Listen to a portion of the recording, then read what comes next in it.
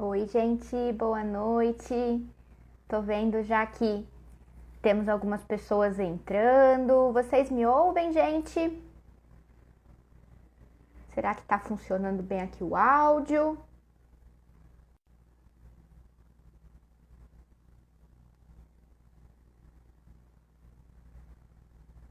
Oi, Rosana, boa noite. Obrigada, Thaís, por responder. Tô fixando aqui o comentáriozinho. Só um instante, gente, que às vezes eu não consigo muito fácil, às vezes eu consigo. Pronto. Aqui está.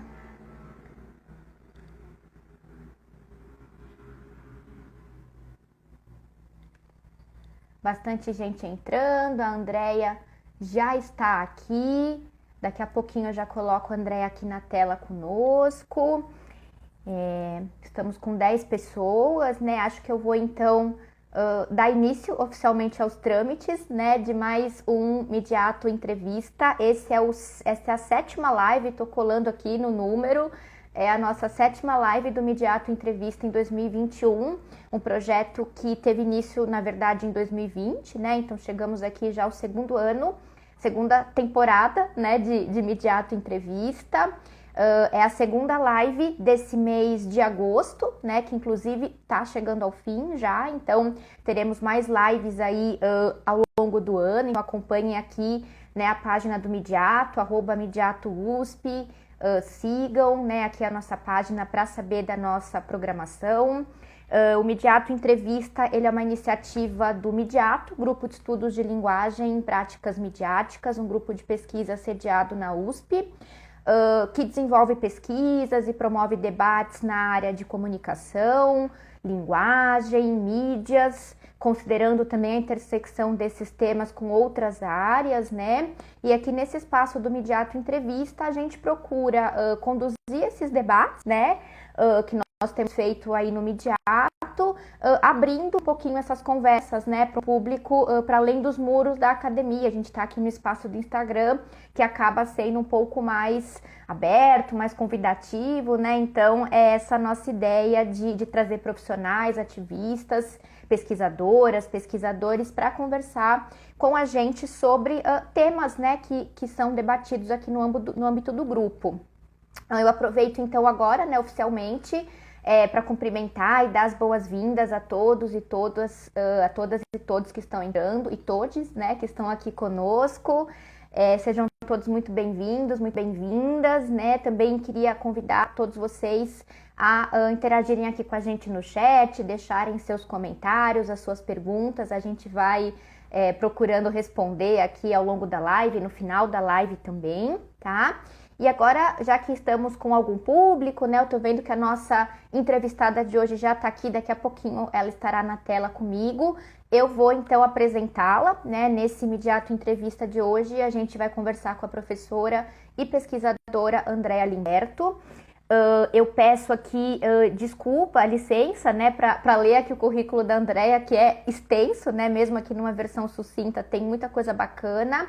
Andrea, que é minha querida companheira aqui de Midiato e de outras incursões de pesquisa também, né? Então, Andrea Limberto é doutora em Ciências da Comunicação pela Escola de Comunicações e Artes da Universidade de São Paulo, ECA-USP, tendo se doutorado em 2011 com a tese intitulada Coincidências da Censura, Figuras de Linguagem e Subentendidos nas Obras Teatrais do Arquivo Miruel Silveira, que teve apoio da FAPESP.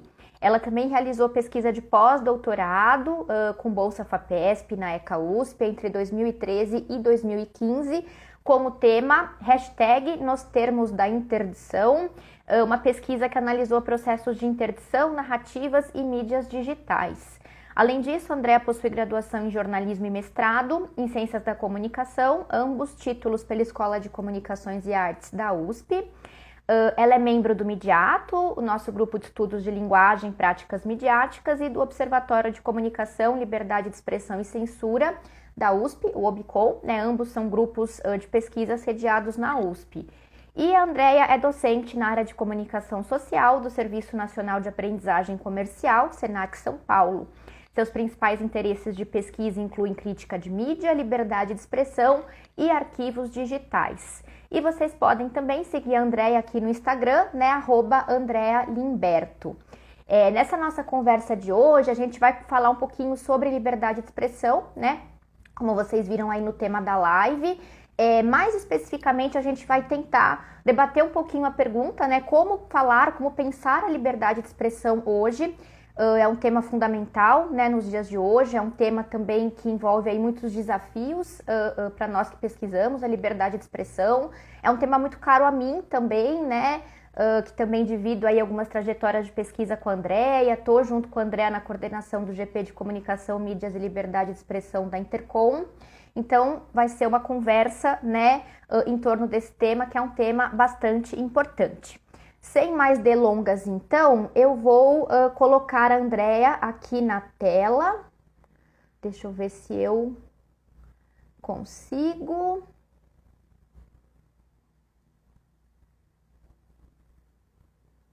Apareceu alguma coisa aqui, só um instante, gente. Tem alguma coisa aqui na tela que está me impedindo. Pronto! Aqui conosco. Muito legal vendo também aqui os comentários da Thaís, da Rosana.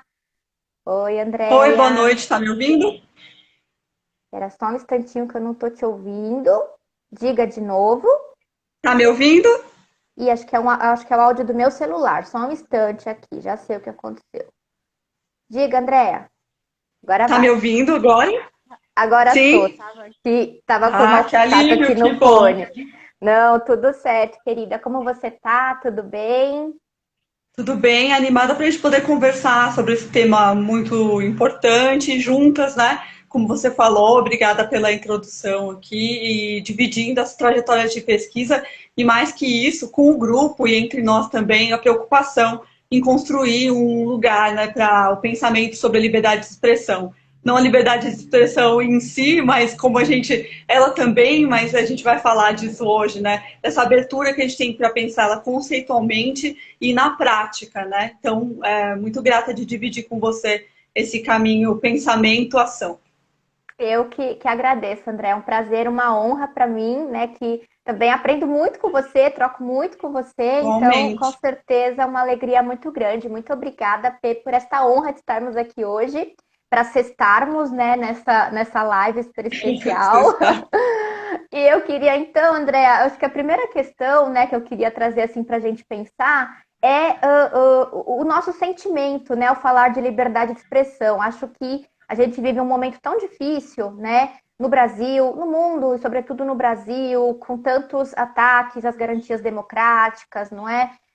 Tantas ações autoritárias, tantos ataques à liberdade de expressão, de fato, mas não só à liberdade de expressão, a todos os direitos humanos, né, na verdade, vem sendo aí atacados, né? E eu me lembro de uma fala da professora Cristina Costa, que, né, a gente conhece muito bem lá do Obicom, que ela dizia assim, lembro dela dizer isso em mais de uma ocasião, né? Dela dizer que a liberdade de expressão é sempre um desafio para a gente estudar, porque quando a gente tem uma sensação de que temos uma liberdade plena, a gente acha que não precisa estudar.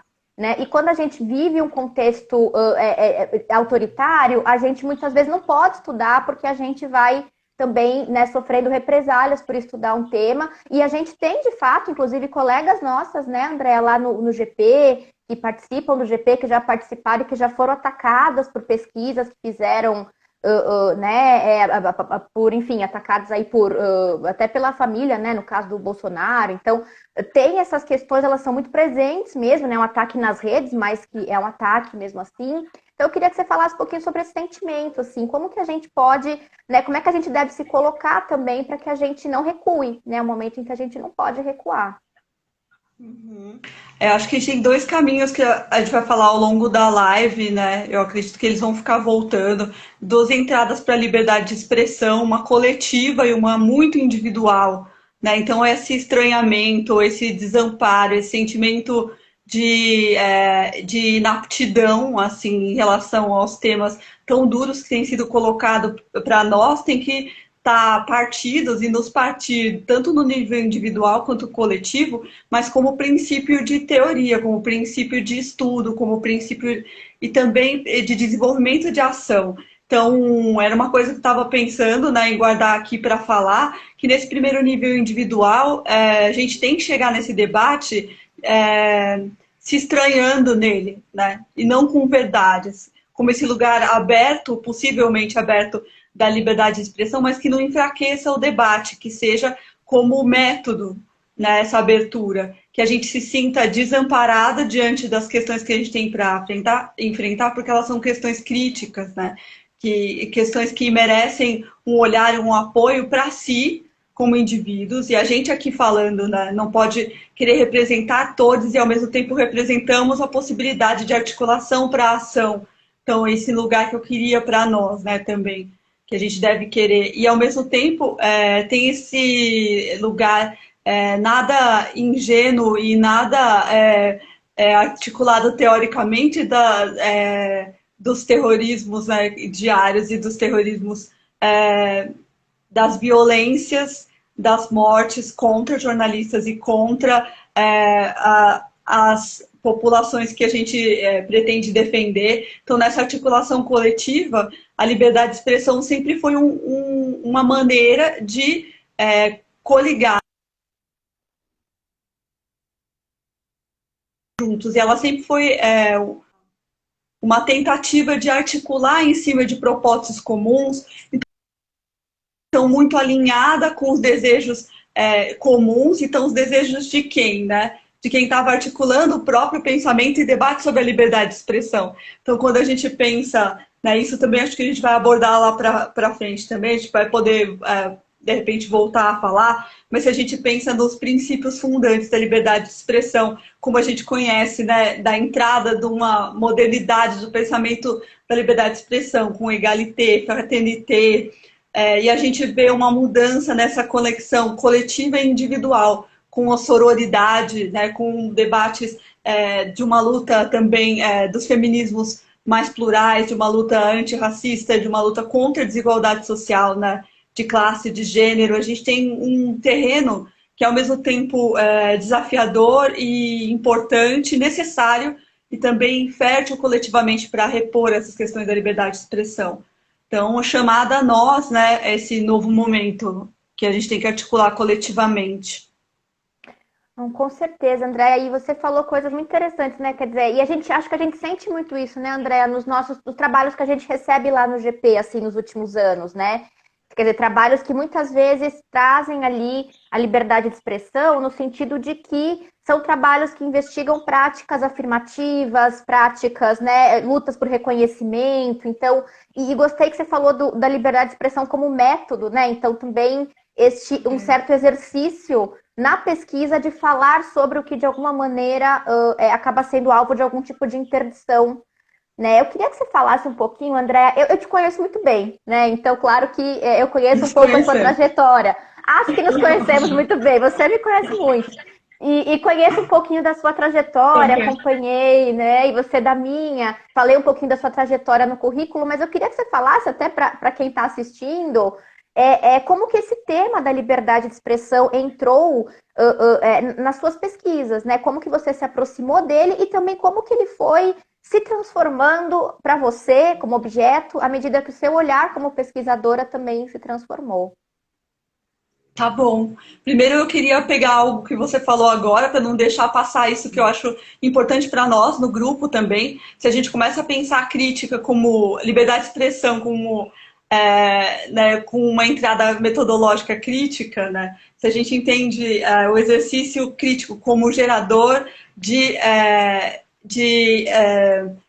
reconstruções desse lugar da liberdade de expressão, eu acho que um trajeto que a gente deve buscar, muito fortemente, né, e que é importante. E uma das ideias que tem sido trabalhadas no grupo, né, que essa crítica como uma possibilidade de construir um lugar de fora para olhar, casa muito com o que a gente vê desses deslizamentos da liberdade de expressão Muito. e quem ela representa como o desejo também de integração, participação, cidadania e todo um conjunto de valores que vem a partir desse olhar crítico. Quem pode, quem não pode, né?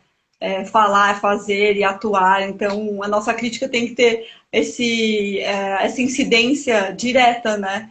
Em relação à conceituação da liberdade de expressão. Então, vou aproveitar isso para falar que eu acho que a gente foi também se entendendo dentro desse debate, né? Eu sei você também e eu também, ao longo do tempo e dos anos, né? No doutorado tinha essas peças de teatro, né? Que eram uma articulação na linguagem por conta das palavras que tinham sido recortadas.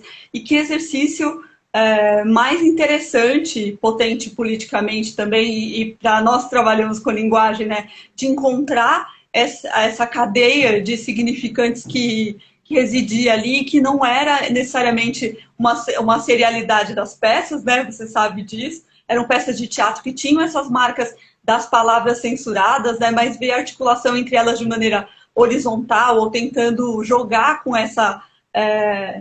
eu ia falar loucura, essa operação de tentar costurá-las de uma outra forma.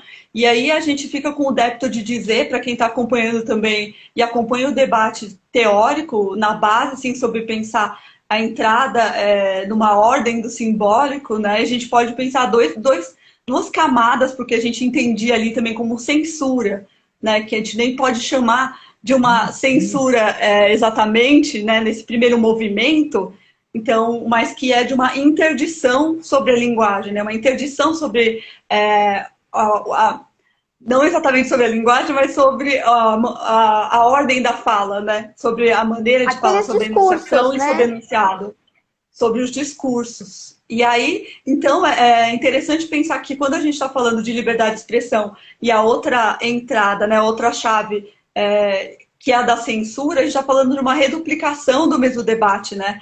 Então, ela recobre algo que já é recalcado, que já é reincidente, né? Então, essa reincidência que traz esse incômodo que a gente falava no início, que deve existir como desamparo por princípio, né? Para se pensar. E então, acho que esse trabalho mostrou isso, né? E depois, com o pós-doutorado, ver que nas mídias digitais esse debate não está longe também de representar algo importante para falar de liberdade de expressão, né? Então, está na ordem do dia a gente pensar como os algoritmos também vão incidir sobre as nossas filtragens de conteúdo, né? Sobre a organização aparentemente transparente e iluminada que a gente tem aqui no digital. Então, os paralelos que a gente pode fazer entre ontem e hoje, né, autoritarismo, censuras e a nossa pretensa e o nosso desejo que estava marcado otimisticamente no início, né, dos debates sobre o digital como um lugar de liberdade de expressão no seu nível mais desejado, não ia falar máximo, mas enfim, com muita efusividade eufórica até, e de conexão entre pessoas e de falas e de lugares de falas presentes, não é. São lugares marcados por essa incidência algorítmica, pela organização, por grandes empresas, né, que dominam o mercado. Então, tem muitas marcas e replicações de exclusões do digital, no digital, de exclusões sociais que se transportam para ali. Então, a gente pode falar de preconceito algoritmo, de racismo algoritmo, enfim, as notícias são diárias do que está ali rolando e que marcam de novo lugares que a gente está aqui. Eu ia falar que a gente está no offline, porque a minha sensação é de estar junta, mas construindo fora para brigar de algumas formas, e tem algumas maneiras, eu acredito, né? A gente não quer deixar também fechar essa live num tom assim, né? Em algum momento, assim, de estratégias de resistência também nesses lugares, né? Então, acho que tem esse caminho, tem um caminho pessoal também em direção aos debates de gênero e também da liberdade de expressão no sentido mais amplo, e quero cada vez mais pensar, pesquisar e atuar nesse sentido, né? Na ligação com as artes, na ligação com o trabalho que a gente faz, né, de pesquisa, né? E é isso. Então... Eu sempre acho muito legal, olhando as suas pesquisas, André, as mais antigas e as mais novas, né? Como você articula essas questões do poder para pensar formas de interdição que são muito constitutivas, né? Então não é que você não estivesse pensando lá a censura ao teatro institucionalizada dos órgãos burocráticos, isso estava ali também, né? Mas isso não era talvez a sua questão principal, é algo mais constitutivo da própria linguagem, da própria interdição e dos próprios mecanismos, portanto, de controle, né, da fala. Isso aparece ali no digital. E se você pensa o poder dessa maneira, você também pensa sempre uma possibilidade para resistência, né? Porque se esse poder ele atua de maneira capilar e difusa, também os sujeitos, as sujeitas recebem esse poder, se sujeitam, mas também resistem, né? Há pelo menos a possibilidade aí de resistência, se a gente pensar com a Butler, né? André, eu queria te perguntar uma coisa. Assim, eu ia né? complementar antes da próxima pergunta, porque a gente é assim, né? Eu ouço você falar, daí eu quero comentar uma coisa, porque você me fez lembrar disso, que o foco no teatro é o foco dessa visibilidade pública, né? A gente sempre falou de um lugar que o teatro era o lugar, ele ainda é, né? Mas o lugar sem a televisão, sem os meios digitais, o lugar da discussão pública, do encontro público, da resistência, da problematização de ideias, de narrativas, e a gente transporta isso como se a gente estivesse migrando a ideia de uma cena pública onde a gente pode discutir para o momento atual. E nem vou dizer que está aqui com a gente, assim, né, no Instagram só, ou na possibilidade da resistência hacktivista dos digitais, a gente continua tendo uma costura fora, que isso a gente tinha que falar mesmo, né, dos coletivos periféricos, dos coletivos jornalísticos, dos coletivos de teatro, né, que estão se juntando, pessoas se juntando para articular e para fazer o debate aonde esse lugar de visibilidade aparentemente não está pegando, mas mas tem algo que pega e que existe e que resiste ali, né, e que não pode ser apagado. Então, esse lugar de poder que você estava citando nunca é tão tranquilo assim, a gente via isso com a censura, né? Uma censura forte, estatal, violenta, que a gente nunca mais, tortura nunca mais, essa violência nunca mais. Ainda assim, a gente tinha embate, então estamos aí para o embate também, né? Para apoiar esses embates. Mas pensar esses lugares de iluminação e opacidade, né? De visibilidades e de tentativas de apagamento é o nosso tipo de trabalho também, né? Eu acho necessário.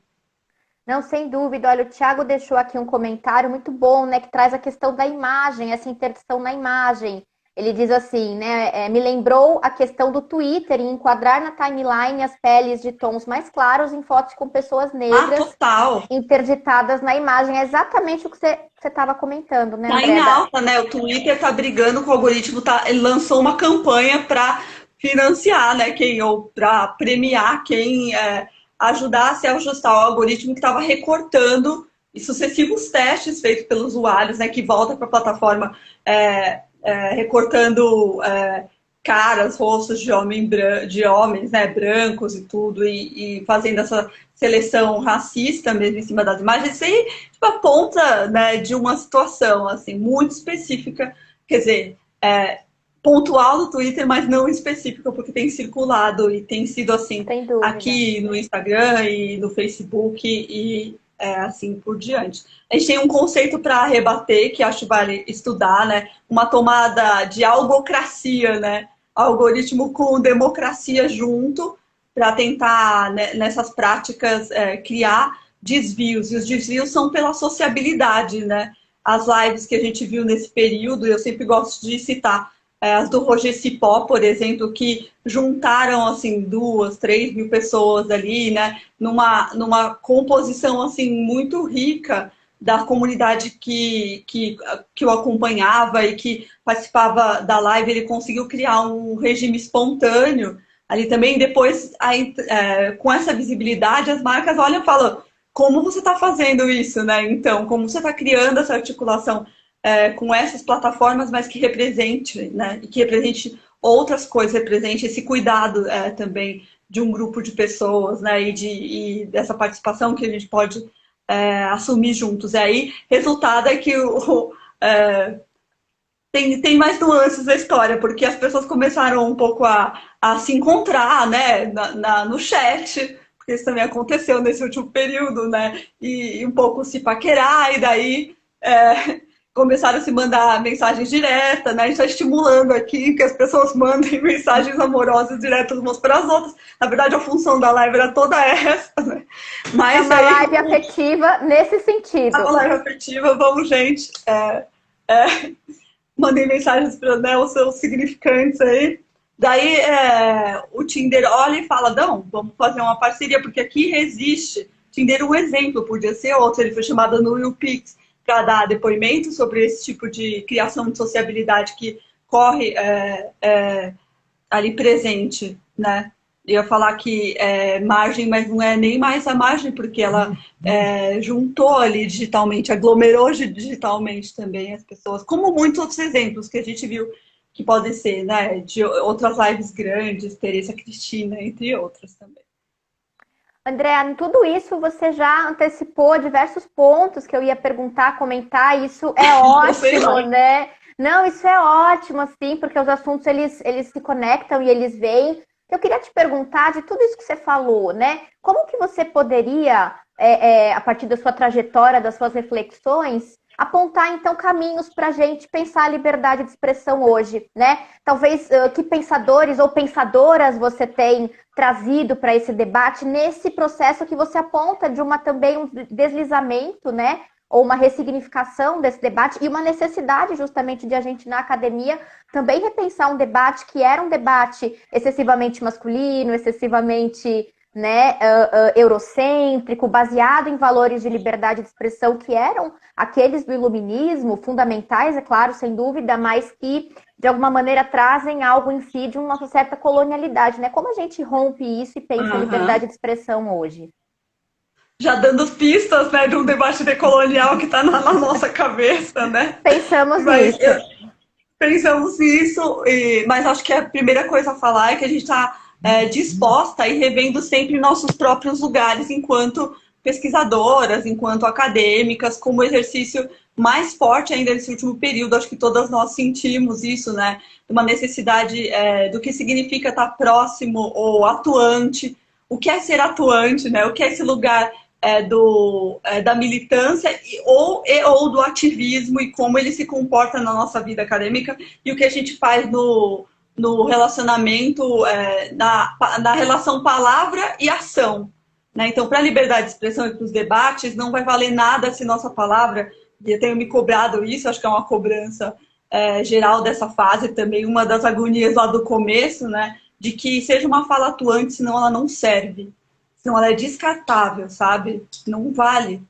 Então, não para que vamos querer, né? Se não parte desse lugar de guardar o silêncio para daí ter o que falar, né? Então, estou pensando nesse ensinamento e aí me veio, né, a Maya Angelou na cabeça, homenagem aqui a ela e a todas que a acompanham também, e essa ideia de uma construção que é tanto experiência própria quanto ação coletiva potente. Então, qual é a nossa, o que podemos fazer, né?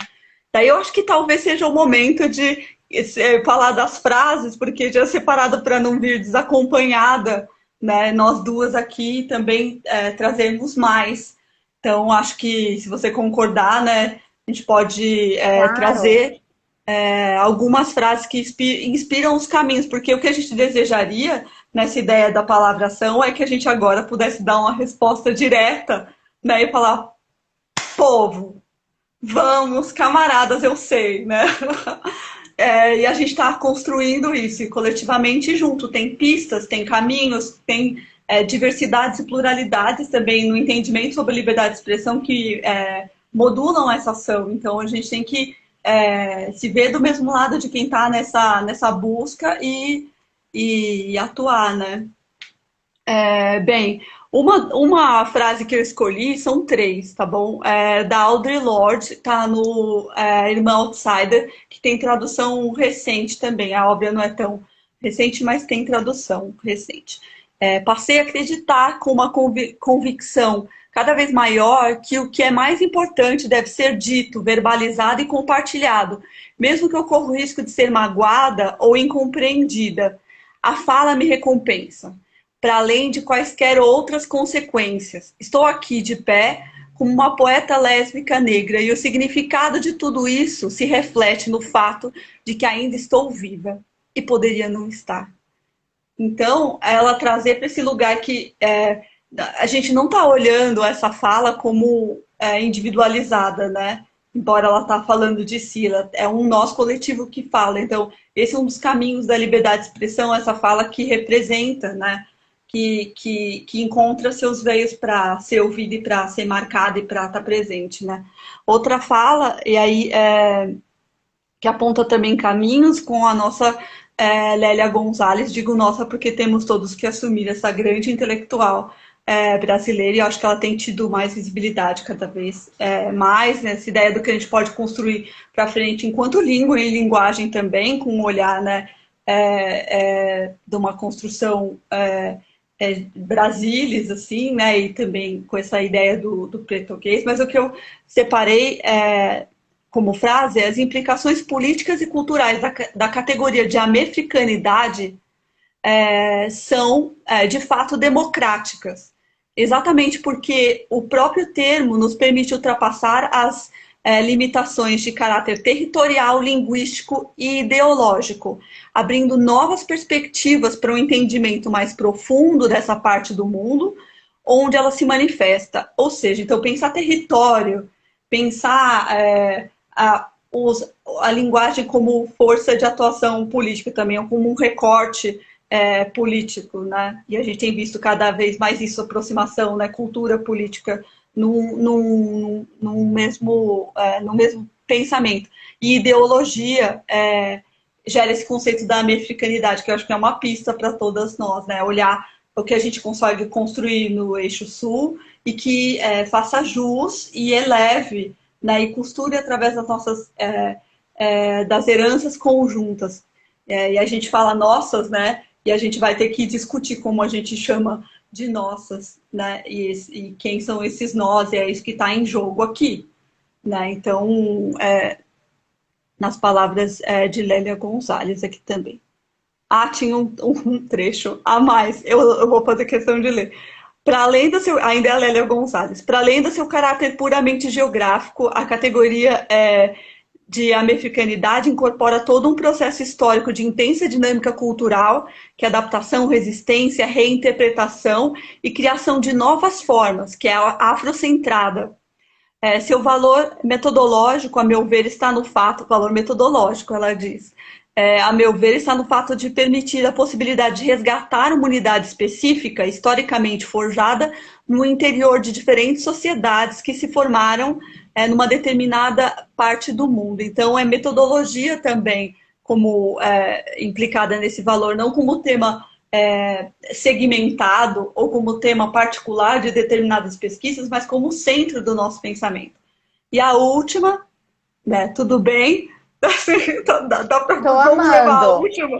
Estou amando, porque pode acho que seguir. a gente vai recuperando e levantando essas palavras para costurar essa live também, né, para elas se fazerem presentes e para essas palavras estarem ecoando com a gente aqui hoje, né? Então acho que é mais que válido, assim. A última é da Glória Anzaldúa. Como mestiça, eu não tenho país. Minha terra natal me despejou. No entanto, todos os países são meus porque eu sou a irmã ou a amante em potencial de todas as mulheres. Como lésbica não tenho raça, meu próprio povo me rejeita, mas sou de todas as raças, porque a queer em mim existe, a queer em todas as raças. Sou sem cultura porque, como uma feminista, desafio as crenças culturais, religiosas, coletivas de origem masculinas, dos indo-hispânicos e anglos. Entretanto, tenho cultura porque estou participando da criação de uma outra cultura, uma nova história para explicar o mundo e a nossa participação nele. Um novo sistema de valores como imagens e símbolos que nos conectam uns aos outros, né, e ao planeta.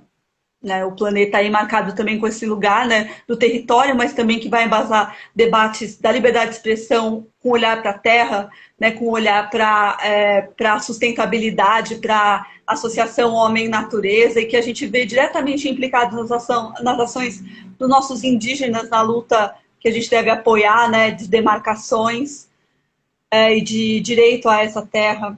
Aí ela vai completar: soy um amassamento, sou um ato de juntar e unir que não apenas produz uma criatura, tanto da luz como da escuridão, mas também uma criatura que questiona as definições de luz e de escuro, que dá-lhes novos significados. Então, o que é destacar, o que ela está trazendo é não parar no debate sobre as marcações, nem da liberdade de expressão, do que ela significa, né, e engessar o debate, se ele é um debate cidadão ou interpessoal, coletivo, e também no nível individual, não marcar esse binarismo das identidades, né? Então, mesmo que a gente esteja implodindo essas noções e pluralizando, né? O queer, que fica com essa abertura de definição, está dialogando, está tentando rever a própria noção de identidade para um lugar de liberdade de expressão outro também. Como isso é possível? Essa é a pergunta metodologicamente que fica aberta, né? Então, todos esses trechos relatam um descolamento, né? Por princípio, um estranhamento por decisão metodológica também, que de outro modo já estava colocado também nos debates dos marxismos, né? E que chega, por exemplo, num autor como Brecht, né, que constrói, né, um sistema pensando nesse estranhamento também, que traz essa ideia. Então, se a gente pode ir de uma ponta a outra, né, com uma herança indo-europeia, como ela fala, e anglo, tentando retrabalhar esse estranhamento, ou como o Rincon gostaria, nessa bastardia, né, para novas terminologias próprias. Então, essa ideia do queer, ou se você quiser escrever, né, com CU no queer, é um caminho de saída e entrada como queira o povo, né? Mas é um jeito de trabalhar. Porque o queer também já tá mais... A expressão queer já ficou tão mais positivada, né, que ela perde esse estranhamento. Então, vamos estranhar de outro jeito, escrever de outro jeito também, né, com CU, porque aí você realmente tem esse lugar que seria abjeto, né, e que se coloca, e que se procura afirmar, assim. Como seria para nós, né? Como seria para nós, exatamente, né? Então você recoloca nessa questão. André, você falou coisas aqui que acho que são muito ricas, muito potentes. Acho que você trouxe pensadoras muito potentes para estar aqui conosco essa noite. Que honra, né? Que prazer estarmos na companhia delas. E você traz, então, esse olhar, né, de uma perspectiva decolonial para pensar a liberdade de expressão, inclusive nesse borramento dos binarismos, né, que muitas vezes você tem em certas perspectivas, em uma certa tradição liberal sobre a liberdade de expressão, né, e que muitas vezes também não vai reconhecer os limites dessa liberdade em face de outros direitos, como a dignidade, né, como os próprios, né, o direito ao reconhecimento. Então a gente também borra um pouco esse binarismo entre liberdade de expressão e censura. Eu acho que a gente recoloca a liberdade de expressão, então, num outro campo de pensamento, né? Tem a questão muito fortemente aí do ativismo, né? A partir dessas pensadoras, da crítica, da ação política, liberdade como ação política. E tem mais uma coisa que eu fiquei pensando também, André, eu queria que você comentasse, que é assim, como o próprio acesso à liberdade de expressão, ele é desigualmente distribuído, né, na sociedade. Então, ele também... E as próprias interdições, a gente já falou um pouco disso, né? Você falando aqui dessas mulheres, dessas pensadoras, eu estava pensando no caso da Carolina de Jesus. Falei muito dela em aula essa semana, então tô com ela na cabeça, né? E até da Conceição Evaristo, né? Que agora está nesse resgate da obra dela, né? Junto ali com uma edição um projeto da Companhia das Letras, então vai ter esse resgate, até no sentido de também resgatar obras ficcionais dela, porque de alguma maneira aquele lugar que foi permitido a ela publicar lá nos anos 60 era o lugar de uma mulher preta, favelada, cujo discurso só tinha valor como testemunho, né, mas não como valor literário. Então se publicaram ali os diários dela, né, com aquele processo do Audálio Dantas, que já foi muito questionado, e né, se abandonou ali as obras ficcionais dela, que agora se resgatam também essa outra possibilidade de voz dela, né, de lugar para a voz dela estar como mulher negra, mulher periférica, pobre, né? Então, isso me faz pensar também um pouquinho, talvez, como é que a gente pode, se você acha que a gente consegue pensar a liberdade de expressão numa perspectiva mais interseccional nesse sentido? Você acha que isso pode acompanhar as nossas pesquisas muito centralmente? Me parece uma questão fundamental, né, na sua fala. Sim, acho que a gente tem que fazer disso o nosso trabalho, né?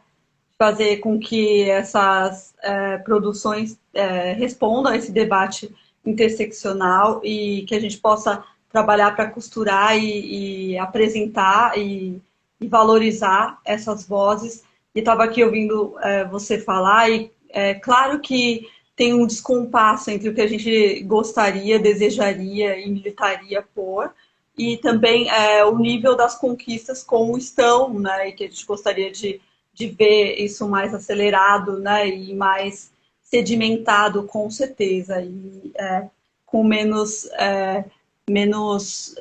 perdas, né, em todos os sentidos, de vidas intelectuais e de valorização dessas falas, porque a gente ainda tem muito a avançar, né? Então, falando aqui que a gente tem que se colocar nessa luta contra desigualdades, né, de todos esses eixos do debate interseccional, numa luta antirracista e também, enfim, contra qualquer tipo de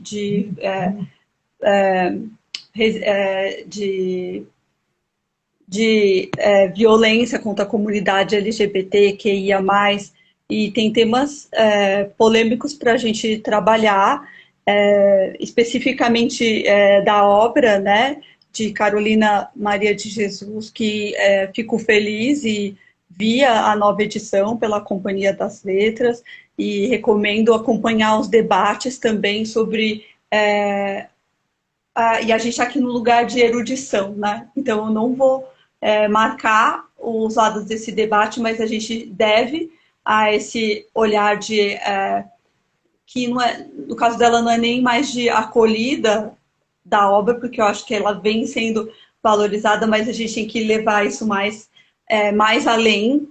Mas o debate levantado foi a gente manter como a obra está, a sua escrita original, ou vamos editar o texto para que ele seja mais de acordo com o cânone. Retrabalhando a pergunta, nós vamos fazer nossas pesquisas com que linguagem? Aquela que fala com nossos pares ou aquela que vai direto fazer ação acontecer porque ela é como porque ela representa um vínculo social? E nisso ela tem potência. Então, quanto nessa medição a gente está matando ou a potência ou valorizando essa potência? Então, é uma pergunta que eu sei que foi colocada aqui nas redes. Eu tenho colecionado alguns textos de comentário, foram comentários diversos, especificamente sobre a obra, e aproveitando aqui, porque esse é um dos campos, né, a gente pensar essa liberdade de expressão, e querendo dizer que eu acho que a gente tem que... a gente falou sempre de uma composição de si a partir da pluralidade e da diversidade, inclusive no debate de liberdade de expressão. Então, abrir os cânones de escrita, abrir os cânones da academia para comportar o que é esse trabalho que não deixa de ser literário, que não deixa de ser intelectual, e a gente se retrabalhar, entendeu? Vou por essa linha do que eu tenho visto nos debates aí, e queria recomendar em encenações recentes da Carolina, vocês sabem que eu trabalho no Senac, né, da Lapa Cipião, e a equipe do teatro, os professores de teatro, os docentes de teatro, com a presença de uma amiga que é Gleisiane Pinheiro, atriz e também cantora, e organizou uma encenação dessa obra, está disponível no YouTube, então é uma recomendação aqui para assistir e ouvir textos de Carolina, para quem ainda não conhece. Nossa, muito legal, André. Eu vou querer assistir com certeza. Acho que essa questão, né, que você traz em torno da linguagem, como a gente trabalha, né, como as edições vieram, na verdade, trabalhando historicamente a linguagem dela, né, e até esse lugar que foi atribuído a ela, quer dizer, como né, a palavra dela tendo valor ali como um testemunho de uma realidade social, mas por muitos anos sequer se possibilitando reconhecer nela um valor literário, né, como talvez para um autor homem branco, né, um autor erudito, essa questão, quer dizer, né, ela só era de alguma maneira aceita enquanto ela falasse daquela realidade cotidiana, as ficções dela foram esquecidas e foram abandonadas, né, como se aquilo, por princípio, não tivesse valor literário. Então, acho que é valor literário que eu digo, não no Sim. sentido do cânone, mas como expressão, né, como arte, e não só como testemunho, né. E ao mesmo tempo como uma obra tão importante e resistente, né, e também poeticamente rica, apesar das diversas traduções e edições, porque as traduções de diversas línguas, pode ainda ser marcada justamente com o debate que se redobra em cima da obra. Então tem um sintoma aí que fica falando, né, e que a gente tem que endereçar e se posicionar sobre, enfim, e se abrir para estar, enfim, articulando sobre também. Aí tem a questão, né, Andréa, que é muito presente também na sua trajetória de pesquisas, a questão da arte, né, como um espaço justamente de promoção de outras partilhas do sensível, de visibilidades, né? Então também um espaço que vai ser muito marcado por ações de caráter autoritário, né? Por ações de caráter censório, como a gente tem visto muito recentemente, né? Sobretudo nas manifestações que visibilizam personalidades LGBTQIA+, né, formas de vivência que de alguma maneira de experiência que são dissidentes em relação a uma certa identidade heterocentrada. E aí acho que a questão do gênero aparece de maneira muito, eu tenho impressão assim, muito forte, né, neste Brasil de hoje, assim. Então, como, né. E um outro ponto da sua fala me fez lembrar que é outro debate importante que a gente comenta, né, e que tem que estar aqui, assim, para a gente falar, que é a nossa história com a censura, né, e essa violência acaba também sendo uma marca, um sintoma também, já que falamos, né, de sintoma, da nossa experiência com liberdade de expressão. Então, até para nossas pesquisas, quando a gente começa a ouvir o eco das regulações, né, sociais, as regulações de mídia, dos órgãos governamentais ou não, bate nesse lugar assombroso, fantasmático de algo que vai nos podar ainda mais a liberdade, que vai matar pessoas, que vai excluir vozes, né? E ao mesmo tempo a gente tem que ganhar essa maturidade, a gente vem ganhando, né, de determinação regulatória democrática e sem ingenuidades em cima dos nossos fazeres sociais e culturais, né? Então, a gente está nesse lugar delicado de caminhar, né, sobre algo que nos fere ainda, mas que precisa ser organizado. Olha, a Que Rosana, nos nesse fere de maneira sentido, incidente e atual. perfeito. Rosana trouxe aqui um comentário que acho que dialoga muito bem com esse ponto, André. Ela diz assim: se puderem falar um pouco das singularidades de se pensar a liberdade de expressão em países de tradição autoritária e com democracias frágeis como o Brasil, né? E acho que isso tem muito a ver com essa questão que você coloca, Tem muito a ver com as pesquisas do Ivan, que inclusive tá aqui com a gente acompanhando, né, o doutorado do Ivan e as pesquisas que o Ivan tem feito com muito destaque ali para o jornalismo, mas a gente pode também pensar em outros campos da produção cultural. E acho que uma questão que tem se mostrado muito fundamental atualmente, né, Andréia, o aparelhamento mesmo do Estado, né? Um certo agenciamento de estruturas do Estado, né, a serviço de grupos políticos e religiosos, de interesses privados, né, então você tem também uma privatização desses mecanismos, e acho que isso vem da nossa tradição autoritária, né, mas também patrimonialista, acho que isso está muito ligado à nossa história, né, as questões que a Lilia Schwartz tem De apontado elitismos. brilhantemente, de elitismos, né, e que vão desaguar numa série de processos, aí sim, né, não pensando mais numa interdição constitutiva, embora reforce né, essas interdições constitutivas, mas de processos mais ativos mesmo, censura, né? Não à Sim. toa, uma série de decisões judiciais acabam sendo até derrubadas depois pelo STF, porque são evidente, escancaradamente censórias, mas claro que aí já fizeram um estrago, né? Porque isso leva um tempo. Uhum. E a gente tem se desafiado a pensar, né, em todos os níveis, como construir essa liberdade de expressão em tempos de autoritarismos e na tradição, né, como a Rosana trouxe, assim, dos países com essa história também, os da América Latina, né, muitos dos nossos marcados por essa história de terror e também de uma instabilidade democrática, né? Então, se a gente tem. Só que o cenário é outro, a gente tem falado isso também, né? Que pode trazer algumas esperanças, a gente está revendo de algumas formas também a incidência e papel do Estado, embora ele ainda seja muito incidente para a gente pensar a organização do bem-estar coletivo, né? Que é disso de que se trata também a liberdade de expressão. Para voltar lá no começo, a gente falou dos valores que implicam a liberdade de expressão a cada época, mas se tem um fundamental que a gente tem se apegado é esse valor da vida, né?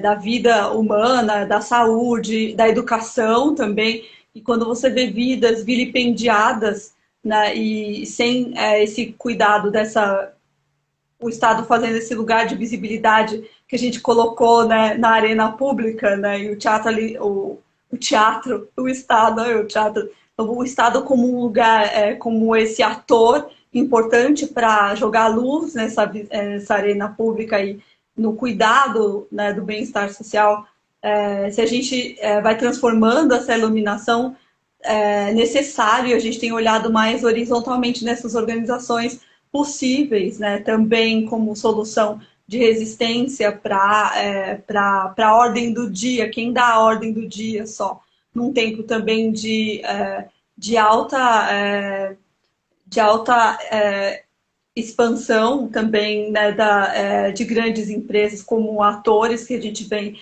nas últimas décadas acompanhando, né, como reguladores também dessas decisões sobre um certo bem-estar, essa privatização que você levantou. Então, tem camadas para a gente que são muito mais complexas e, teoricamente, podem ser abordadas além do que eu estou falando, mas esse cenário, né, que a gente marcou muito mais essa organização individual, né, e dessas resistências de e nós nessas individualidades, na quebra das identidades, também se reflete nessa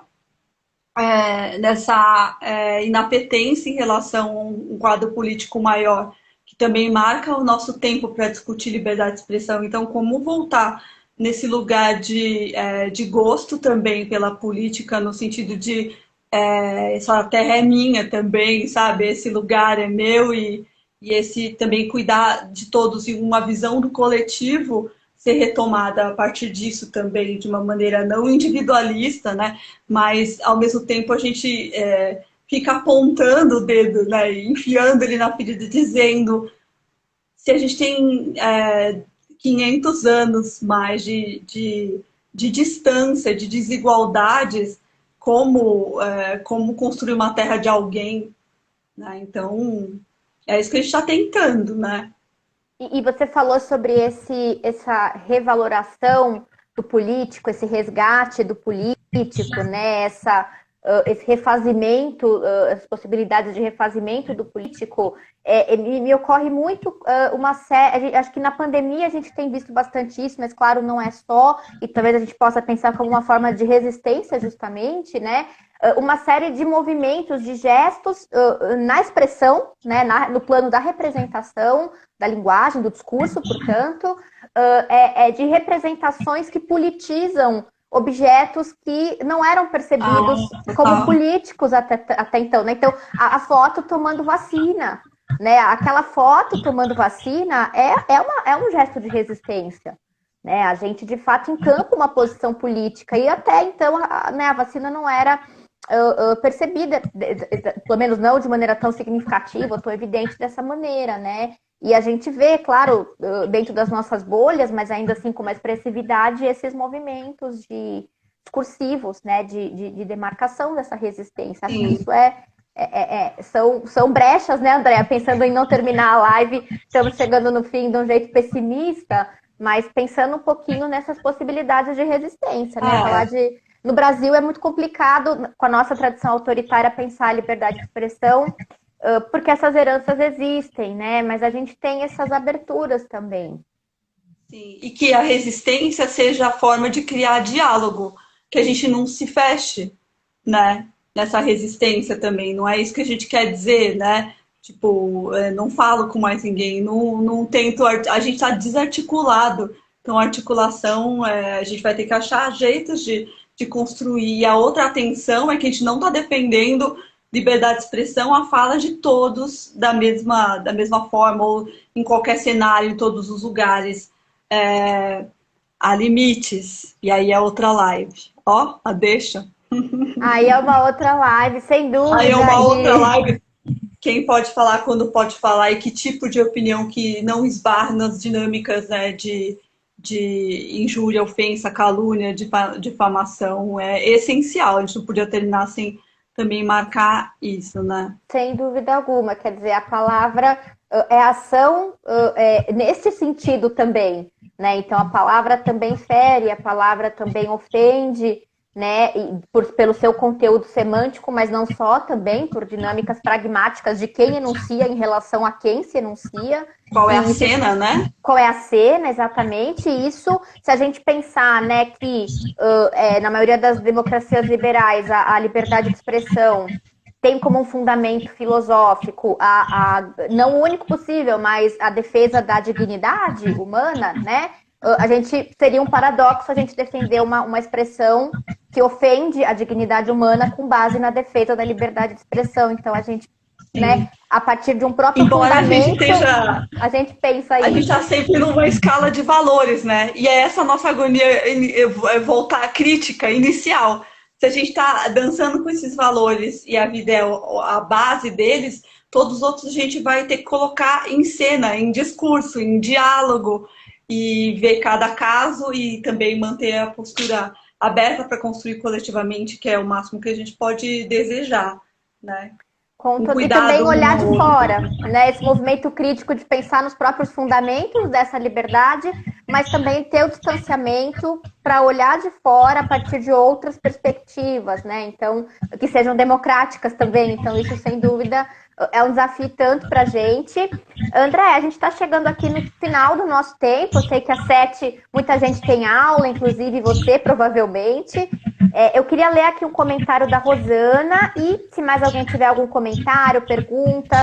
Gente, se eu deixei passar algum lá para cima é porque eu me atrapalho um pouco. Mandem de novo, tá?